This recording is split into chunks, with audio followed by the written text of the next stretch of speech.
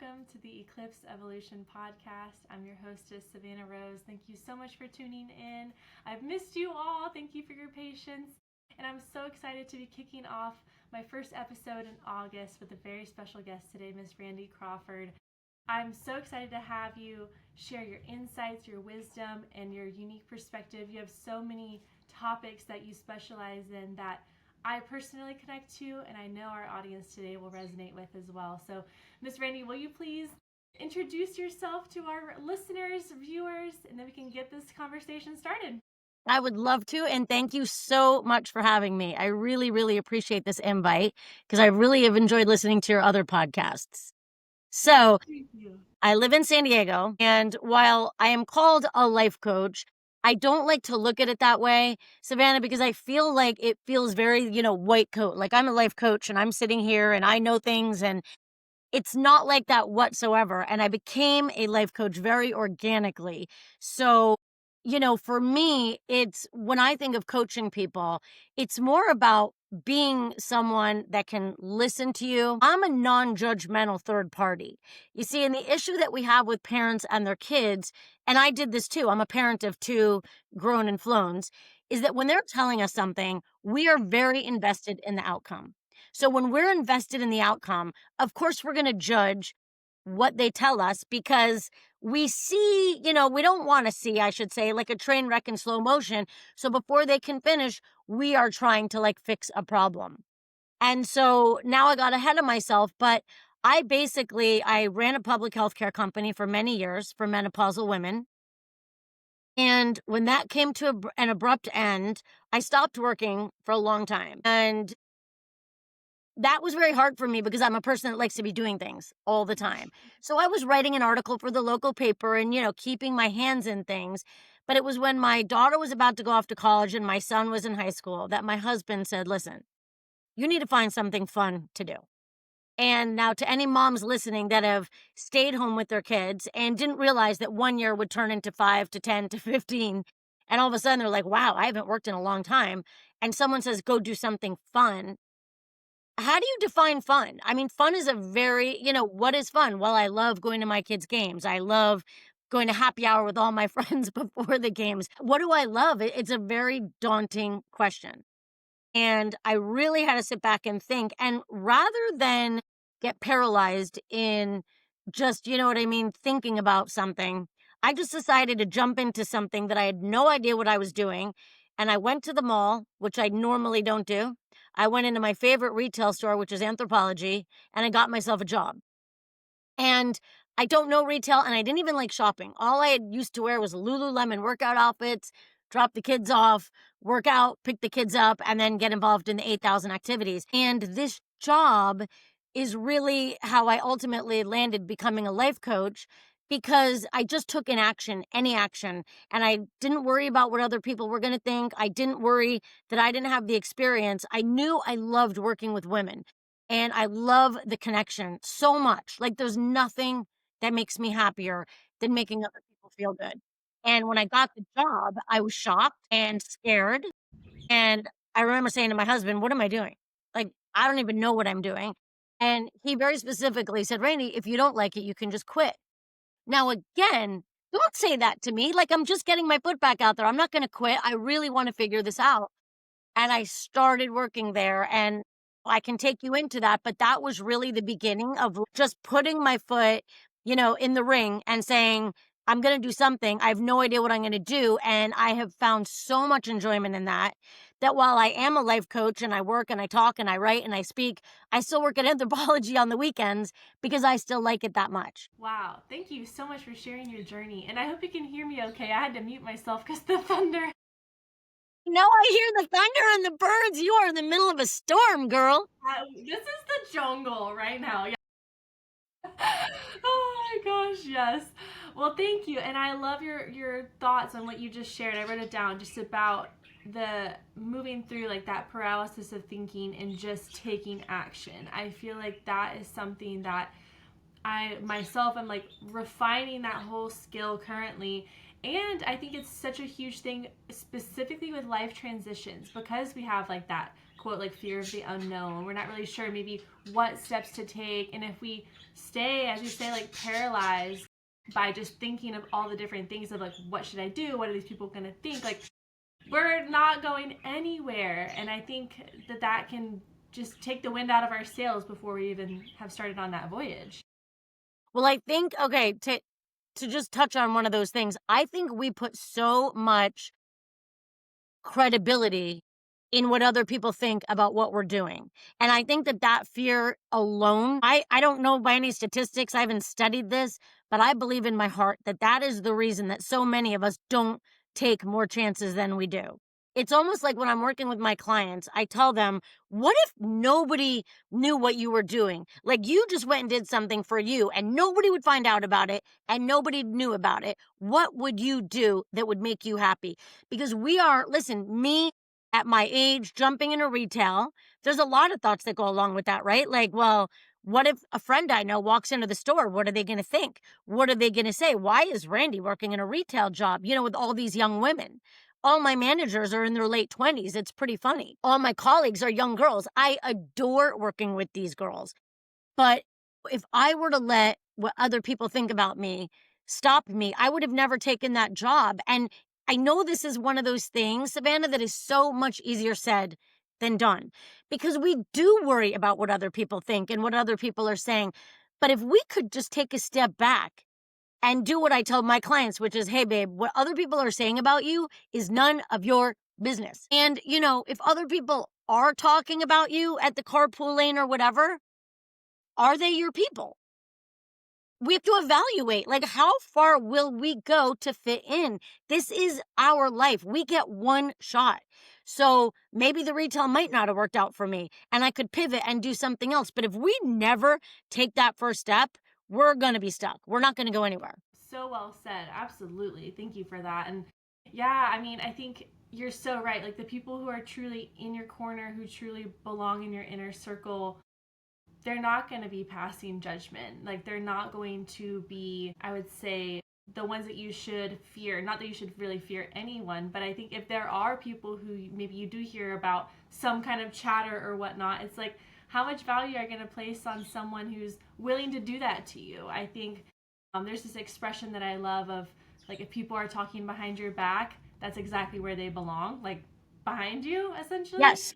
And I feel like that is so important. And I know for me, like as a recovering codependent person, recovering people pleaser, that took a long time for me to just kind of have that ownership of, I only get this one life. Do I want to live it for myself, or what I am either assuming or putting too much value on when it comes down to other people? Because I think what I hear with my own clients as a life coach is a lot of times like this fear of what people are going to think is an assumption, and it's usually a projection of like their own inner critic. Like they're assuming that people are judging them because they themselves are already judging themselves. So I'm just curious, like what your thoughts are on that piece, like the self-compassion piece, like that inner critic piece. Well, I completely agree with what you're saying. And I mean, not to get too deep and crazy with this, but We if can you get as think deep and as crazy as you want. Listen, you're in okay, a safe space. that if we're going to get deep with this, let's just think about this. This is so fascinating to me. But if we go all the way back to our childhood, right? And for me, I have a specific example. I don't have to bring it up, but we think about a time when we were really, really, really embarrassed or mortified by somebody in a class. It could happen in the first grade, the third grade, the fifth, the seventh grade, but we have that experience, right? We remember. It doesn't mean we think about it every day. We could be in our 30s or 40s or 50s.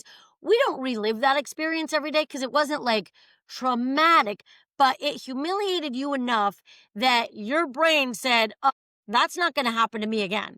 So you're going to do everything you can to not be humiliated by other people. So now enter social media, right? Now, I'm not going to sit here and say social media is the worst thing ever, but I'm going to say social media is the worst thing ever. Like, I realize it has its positives and its benefits, obviously, right? But you take a young brain of someone that's just trying to figure out who they are. Let's start even with middle school. Who they are, what they like, what they don't like, their sexuality, any of it. And now you give them that cell phone at this young age when their brains are underdeveloped. and they're scrolling through their social media and they're just seeing all of these things that are telling them, I mean, look, I'm in my 50s and here's the things I get. You know what? I got influenced. I don't even wear makeup. And I got influenced the other day and bought myself some Tarte makeup because I'm like, you know what? I'm doing so many podcasts. I should start wearing makeup on my face. This is ridiculous. I have to up my game. But the question is, why am I even getting ads on my TikTok for Tarte makeup when the truth is I don't buy makeup. I really don't wear much makeup other than some lip gloss. I wear trucker hats and reading glasses. That's what I wear. So everything that we see, right? It's a constant message, and the message is be thin, have perfect eyebrows, have a beautiful body, wear the right makeup, do the right dances. It's like all of this all day, every day. Now, you take a 50-year-old brain that knows how to process that information, and it still gets in our head. You take a middle school brain, and what are they learning? So I should be interested in, like a 2-hour, skincare routine. No, of course you shouldn't. But that's what they're being told. And so all of a sudden, they're not given the space to figure out who they are, what their values are. They might not care about, Gucci and Louis Vuitton and all that junk that's all over social media. Yet that seems to be what is so important. Money and wealth and these shows. And again, I'm not saying that that's all evil, but I'm saying these kids don't even have a chance. They might be really outdoorsy. They might love to go fishing with their mom or their dad. They might love to go skiing in the winter. They might have so many different interests, but their feed is feeding them the stuff. And I know how the algorithm works. And you're going to say, well, Randi, if they're really interested in this stuff, the algorithm will feed it. It will feed it, but it'll also feed them the stuff that these kids are getting in the 7th grade and the 8th grade and so on. And so that makes it really hard as a society to take a step back and be like, who am I? And what do I care about? And how far will I go to fit in with this group? Because I really want to be a part of this friend group. I really want to get into this sorority. It's just sort of a never ending. If we don't have so much confidence in who we are and our value system, the world is going to tell us what our value system is, and that is not pretty. Absolutely. I mean, just so well said. And I think, like, gosh, I feel like there's so much that wants to come out. I feel like not only are you describing just like the self-value aspect of like these things and like this kind of carrot at the end of the stick of, if I have this thing and I have this thing or that friend group or whatever, then I'll be enough. It's like putting that worth in the external. And then also, like you said, with that kind of being pulled into like certain collectives, like being a part of like that statistic in the algorithm. Because I know for me, I don't watch reality TV. It's just not for me. I am like very much like a period drama fantasy girl. But my like For You page will, I guess because of my demographic, will just be like celebrity breakup, celebrity this, celebrity that. And I'm like, I don't even read those articles. Like, I don't care about what these people I don't know are doing, and who knows if that's even true, right? So I can really empathize with what you're saying, where like when you were mentioning the makeup piece, where it's like I don't partake in this, but it's being like pushed on me, and then you have like these little vulnerable brains that maybe don't know or are feeling that developmental pressure to fit in, so to speak, because we're wired to be that way, especially at that age, like in middle school. So it's definitely a lot. I'm curious, I know one of your specialties specifically is parenting. I'm curious, like, what advice you have to share with any parents who are listening to this, whether it's like things that they themselves feel, because I know mom guilt is so real. Where one of my friends is pregnant right now, and she was just saying how it's just every time she's scrolling, it's like, moms do this, but don't do that. And if you do this, you're a bad mom. And if you don't do that, you're a bad mom. It's just like so much pressure.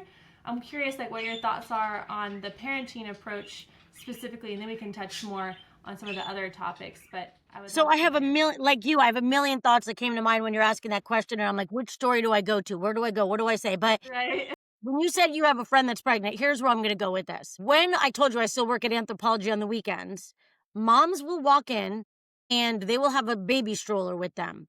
And they will have a baby in that stroller, maybe a 1-year-old. And that 1-year-old comes in with a screen like this, and they're staring at that screen. I kid you not.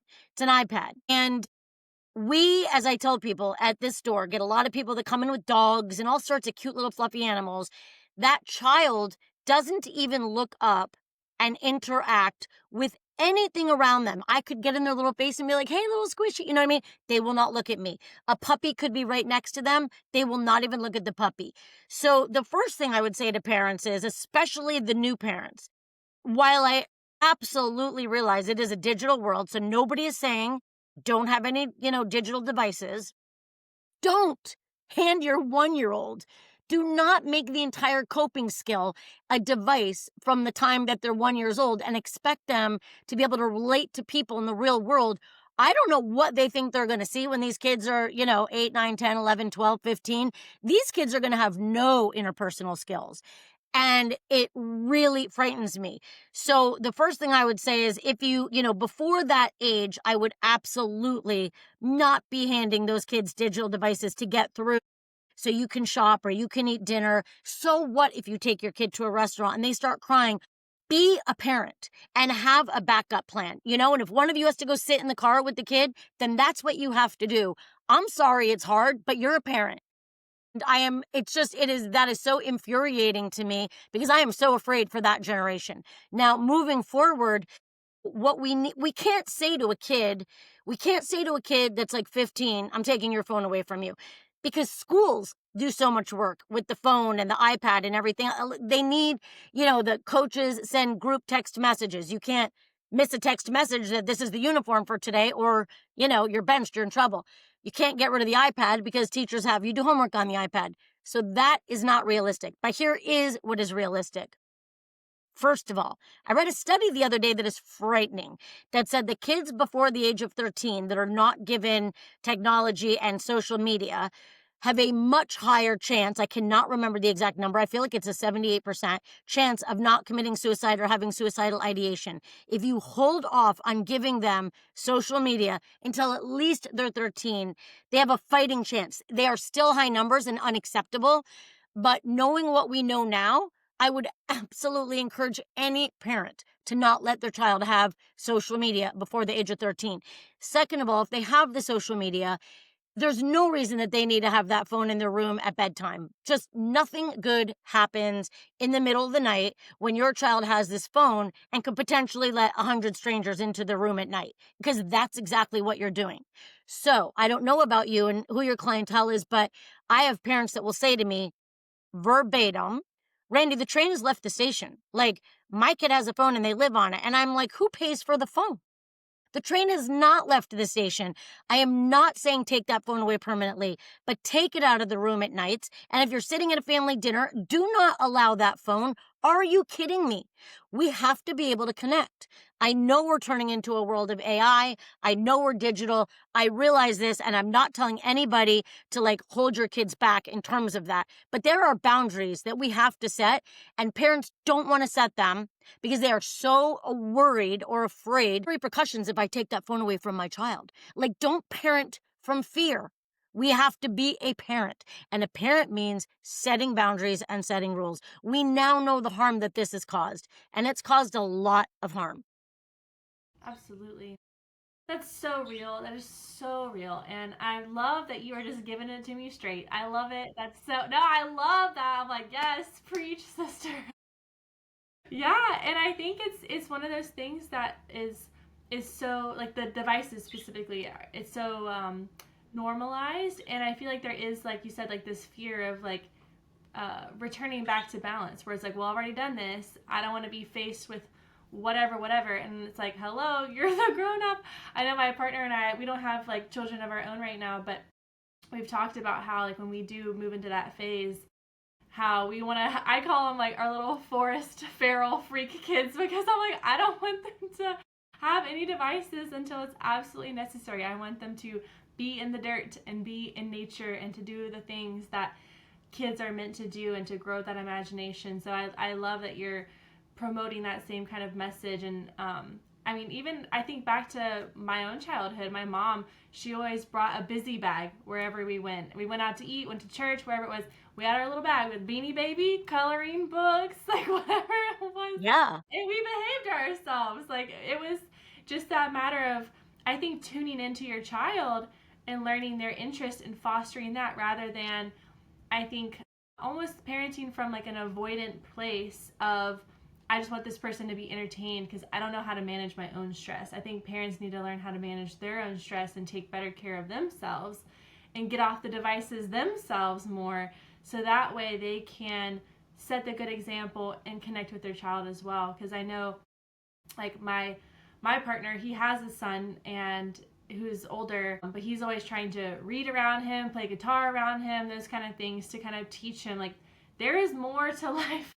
There is more to life than video games or a device or whatever it is. So I hear you, and I just want to give you a round of applause for. Well, and I'm going to say something because, people might be listening saying, okay, well, like, you don't know. No, I do know. I'm 56 years old. I have a daughter that's about to be 25 and a son that's 22. And I do know because when they were being raised, the cell phone thing wasn't a thing. The social media apps and stuff didn't really affect them until, I want to say, my daughter was maybe a sophomore in high school and my son is a couple years younger. So trust me, being a parent is, when they say it's the greatest responsibility, like, you're raising a human to be part of, like, we are all one. We are raising this person to be part of the one, part of the we.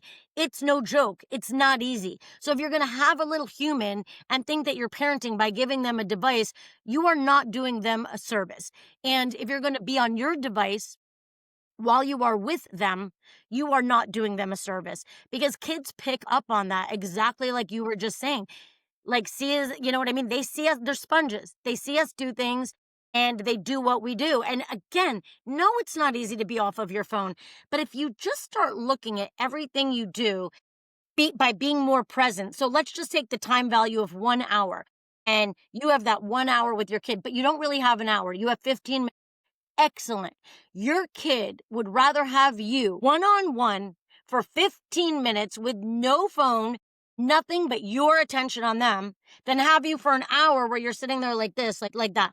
They don't want that. They want you. And so we are the example, and we have to be the example. And I didn't even have it available to me back then, and I'm glad. Now, am I saying I would have never been on a phone? I can't really answer that. I admit that, but I've been through the whole parenting without the cell phone, and it's work and it's fun. But then you raise kids who can interact with the rest of the world, who can look up, who literally can look from down to up and notice I'm talking to you right now and I notice a fish tank behind you. You know what I mean? And be able to say, wow, what kind of fish do you have? Oh, do you like the show Finding Nemo? Whatever it is. An iPad kid would never be able to make that connection because they don't know that connection. They're connected with a device, and that is very worrisome. Absolutely. I think you make such a great point about just where the attention is going. Like, when you're being present, and like really being present, not just like my body is here, my brain is here, but when you're present and you're giving your attention, and I mean, your attention is your life energy, is your life force. And when you are pouring that into someone else, pouring it into a conversation, your child, I mean, that is nourishing them. Like, you're pouring life into them. And when you're able to connect, you're doing an exchange of that life energy. Like, I'm getting so much from you. I hope you're being nourished by what I'm saying. I think that it's totally such a human thing that we need, and we can be next to each other and giving our attention to little things like these devices that just like take and take and take, don't really give much back. And it is just such a huge contrast. And I think it's like you said, there is that kind of radical acceptance of like, yeah, I know AI, I know technology is a part of our reality,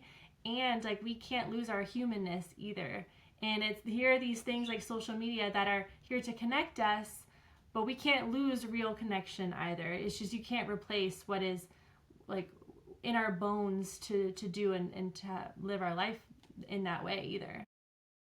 Well, I want to touch on what you said with the energy, because listen, my whole thing that I preach, literally, I will die on this hill, is that we are all energy, right? Like, you're an energy, I'm an energy, and that's what it is. And so if we don't teach our kids to interact with the world around them, then the energy they bring. So for a long time, people talked to me about the concept of being present.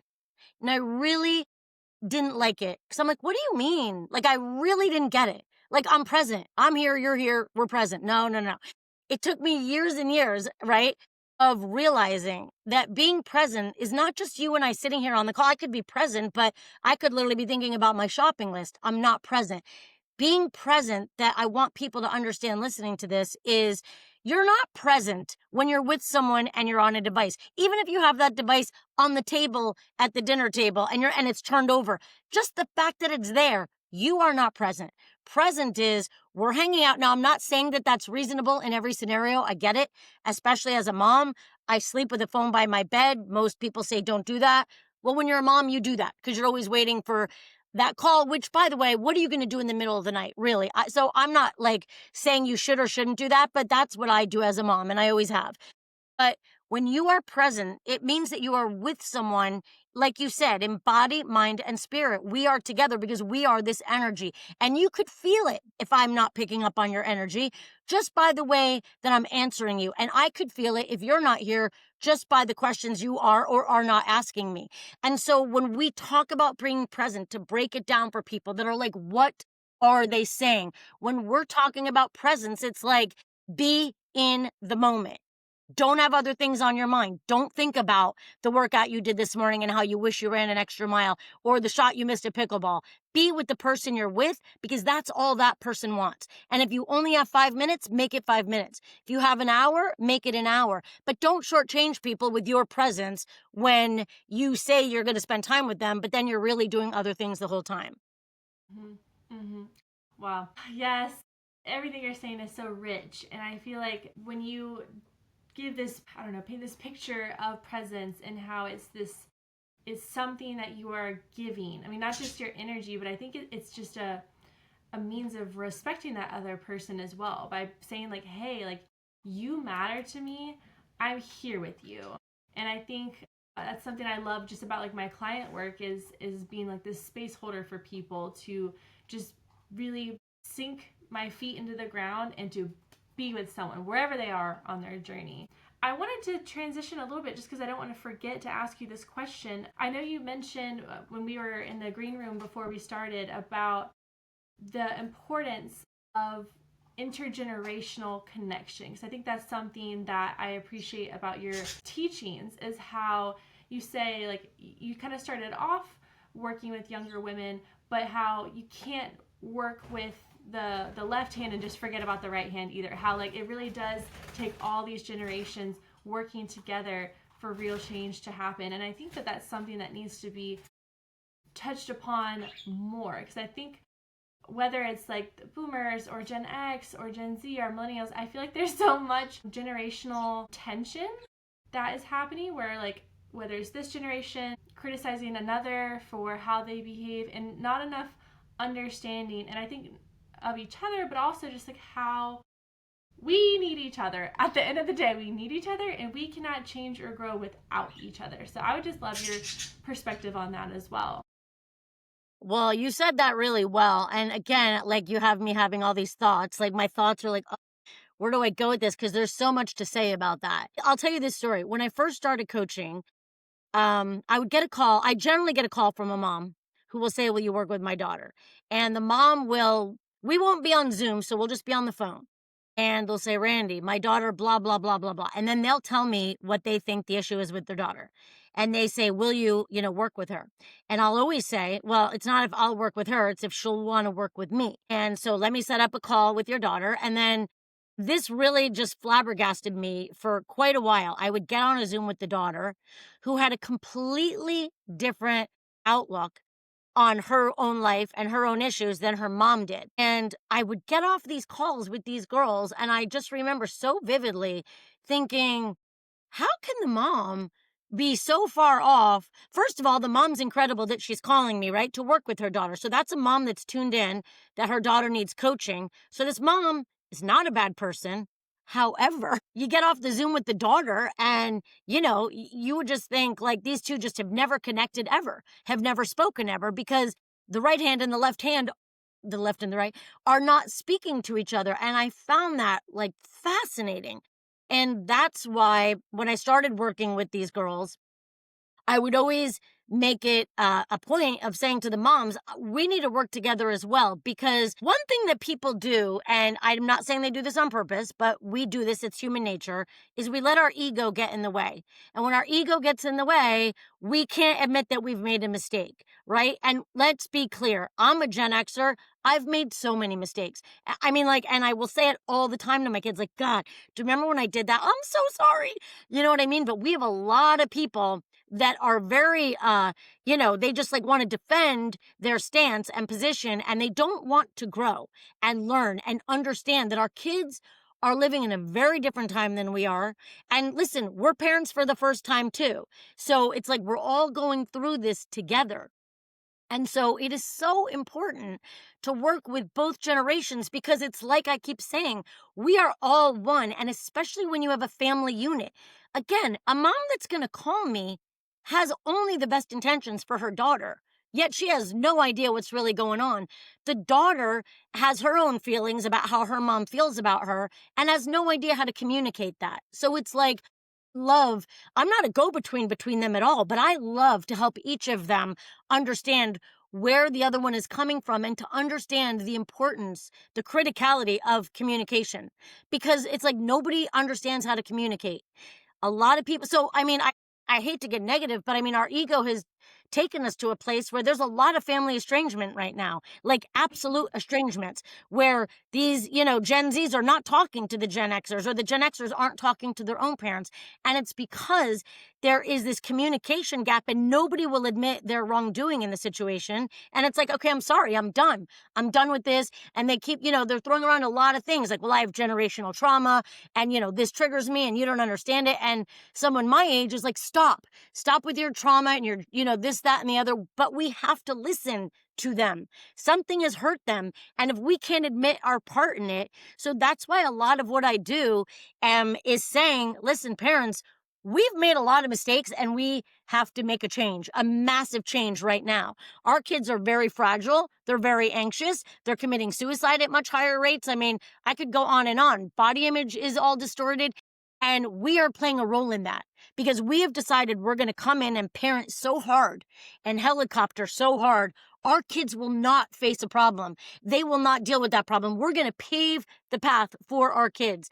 But when we do that, we rob them of building grit and resilience. And so then what we have is these kids are now growing up and blaming the parents for raising them like that. And the parents just saying, what are you talking about? Like, I did everything for you. And it's like this very negative situation and it can be fixed, but we have to admit our part in the problem. Mm.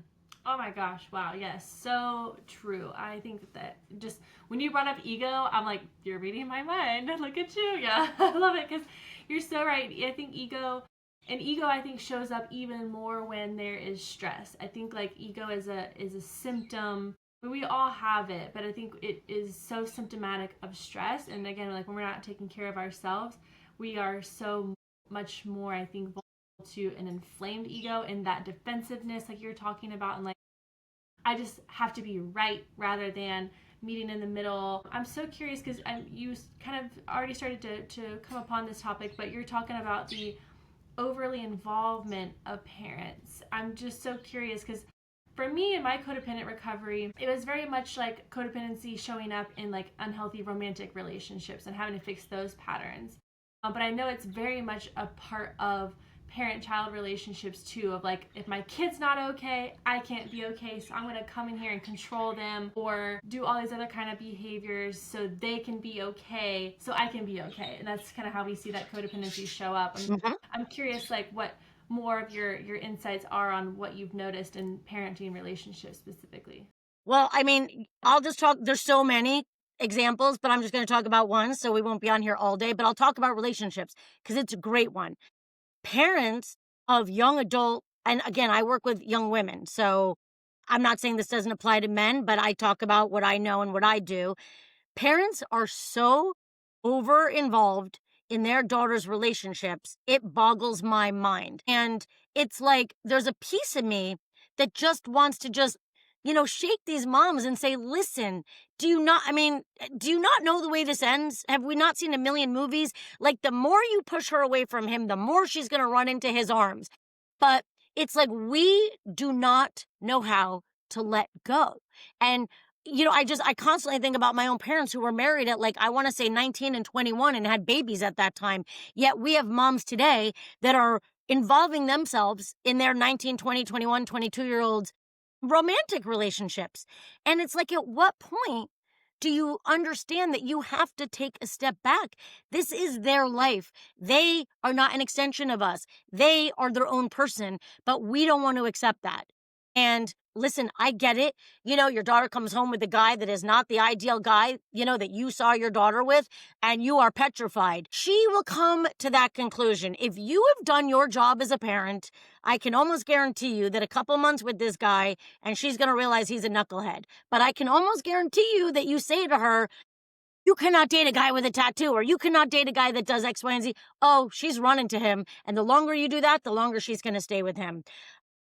And it's mind-boggling. But there's so many examples. Relationships are one. We are just way too involved in our kids' lives. And it's because we have been the whole time. We have never let them make decisions, make choices. I mean, I literally work with 22-year-old girls that will be like, Randy, I don't even know what to order for dinner tonight. Like, figure it out. You can do this. You're at a great college. You know what I mean? But they've never had to do these things. And so now they don't trust themselves. And they don't trust themselves because their parents have never really put trust in them. Because they feel like parents don't understand that when we inadvertently do this, we are sending a message to our kids. And that message is, we don't trust you. We know that we can do it better, faster. You're going to end up where you should end up. Well, guess what? It's their life. And let them do it and get from A to Z how they want to get there. It's like, if I had one message in this whole show, it would be that. Like, we have to let our kids live their life and trust that we have built a strong enough connection and relationship that they will come to us when they need us. They're not going to keep things from us. And, we're going to be their support system 24/7. We're just not, we're not the main character. They are. Yes, you're so right. And I think that you made such a good point a few thoughts ago about like how the letting go piece is really an act of love because it teaches them resiliency and it allows them to develop their own thoughts and opinions and sense of self-trust and self-esteem and self-worth, and not everything is spoon-fed to them, which then breeds codependency, which can be projected onto other people as well. I think if it's maybe not being fulfilled with mom or whomever, that gap in someone's connection to themselves, they'll be seeking other people, whether it's a boss or a partner or like a relationship or a friendship, like that will have to get filled in some kind of way. Or, I mean, even if it's not through another person, unfortunately, that also shows up a lot in substance use issues where people maybe haven't learned that self-trust piece and maybe they have to self-medicate with a certain kind of substance as well. So I see that behavior show up a lot too. So I think it's so important for anyone listening, like how you're not giving that space to be mean or because you don't love them, but it's so that they can, like you said, build that grit, build that resilience, always supporting them. But I think you're allowing them to just continue to step into their own, and they have to have that space first before they can stretch out and fill it themselves. Well, you're doing it because you love them. I just spoke to a client this morning, true story, and she was complaining and complaining because she keeps financially supporting her daughter, and her daughter keeps getting in these arguments with her, and it's very toxic, right? And I just said, okay, I'm just going to give you what I hear, and I don't need to say anymore. It's not her, it's you. So you have to stop. You have to stop financially supporting and accepting this treatment. That's on you. So like the sooner it's not a tough love. It's a reality check, right? But sometimes, listen, for some of us, that reality check, like with drugs, it can take a family, 30, 40, 50 years to get the memo that like they need to fix themselves. Some people get the memo after a couple months, like, you know what? I don't like being treated like this. I don't like people lying and cheating and robbing and stealing from me. We all get there in our own time, on our own path. But what you just said is absolutely correct. Thank you. Yeah. Well, I'm curious, like, kind of in closing, I would love to know. I hear a lot of language around like kind of the warnings against things like give more space or not to do this. I'm curious, like, what advice you have to help people understand, maybe if they don't know how to give space or that's something that's new for them, how would you suggest them start to take those first steps? Like, what does that giving space look like? Okay, I'm going to tell you, and this is a very short and easy answer. When you ask your child a question, do everything you can, bite your tongue until it bleeds if you have to. But when you ask them a question, listen to them. Don't interrupt them. Don't listen with one ear and be like, at the same time, like, how are we going to fix this? Don't do that. And it's going to take time. It's like practicing anything else. It's like practicing your pickleball shot. I don't care. It's a skill and you can learn it. But the way you can do it starting immediately is train yourself. They call it, as you know, in coaching, active listening. It's not easy to do because as a parent, you are invested in the outcome.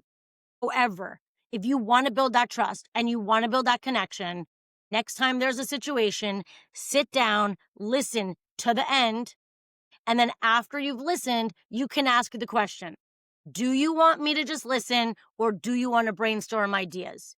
And they can say to you, I just wanted to talk, and they might get up from that conversation and be like, wow, like what voodoo just happened on my mom that she didn't just jump in there, and all of a sudden, you are so subtly showing them that they can trust you and that you trust them to come to the right decision. And it's as easy as that. Just shut up and listen. That's so well said. And I think that when you are giving them that choice and having, I mean, honestly, practicing consent of like, do you want this or this? I feel like that allows you to take a step back from like maybe a control pattern of like, I have to go in here and be the hero and fix it to, no, let me wind that back. Like that. I'm going to write that down because I don't even ever say that. Breaking the control pattern, because that's what it is. I'm writing that down. It's like we want to control it and we can't. Right. Absolutely.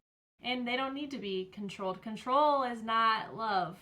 It can maybe feel like it, like where I want to do this because I love you so much and I don't want to see my baby cry. But sometimes, I mean, how else are we supposed to, as humans, go through this full spectrum of experiences and, like you said, build that resiliency? 100%. Mm-hmm. Well, Randi, this has been such a refreshing conversation. Was there any other topics or tidbits or anything that I did not cover that you have on your heart that you'd like to share? I just want to give you the space to do that. I mean, I feel like you really opened the conversation up so much that I feel like I've kind of said what I'm very, very passionate about. I just believe so strongly in the family unit. I really do. And again, I'm going to say this. I understand after having 2 kids how hectic life is, how sports schedules are so crazy, how you're traveling all the time. There's constant to-do lists that you're checking off. So I don't come to you as a coach and say, listen, this is all so easy. It is not so easy. But when we remember to put our family first and stop worrying about all the external validation and what the neighbors are doing and what the other kids on the team are doing, when we focus on our own family, and even, by the way, I think it's really important. I would love to end by saying, if you can just get in one family dinner a week, just one, that will go such a long way. If we focus on family first and we instill those values and we build that trust and we build that connection, we will start to see kids that have more confidence, more grit, that will try more things, and that will stop literally relying on this to tell them whether or not they're good enough. I cannot emphasize that enough.